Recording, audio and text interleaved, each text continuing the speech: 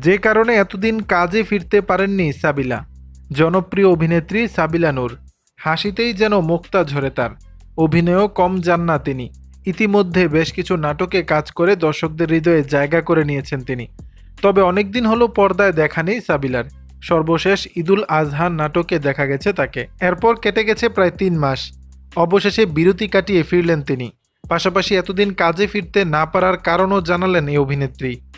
সম্প্রতি দেশের এক গণমাধ্যমে সাবিলা জানান, আরও আগেই কাজে ফেরার কথা থাকলেও দেশের সার্বিক পরিস্থিতির কারণে কাজে ফিরতে পারছিলেন না তিনি।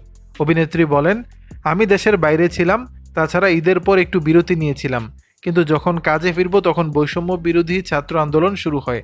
ছাত্রদেরকে সংহতি জানিয়ে আমিও তাদের পাশে ছিলাম। তিনি আরও বলেন, পরবর্তীতে দেশ স্বাধীন ও বিগত সরকার চলে যাওয়ার পরপরই আবার দেশের বিভিন্ন জেলায় বন্যা হয়। বন্যার্ত মানুষের জন্য কাজ করেছি। মূলত এসব কারণে এতদিন কাজে ফিরতে পারিনি। কাজের প্রসঙ্গে সাবিলা বলেন, বিজ্ঞাপন চিত্রের শুটিং শেষ করে ওটিটি ও নাটকের কাজ শুরু করব। এখন বেশ কয়েকটি ওটিটির চিত্রনাট্য হাতে আছে। একটি বড় বাজেটের ওয়েবের কাজ মোটামুটি চূড়ান্ত হয়ে আছে, সেটারই প্রস্তুতি নিচ্ছি। কারণ ওটিটির কাজে সময় দিতে হয়, পুরোপুরি প্রস্তুতি নিয়েই শুটিংয়ে যেতে হয়। ওটিটির কাজটির আগে মধ্যে একটি নাটকের কাজ হতে পারে। দর্শক, সাবিলা নূরকে নিয়ে আপনাদের মতামত জানাবেন নিচের কমেন্ট বক্সে।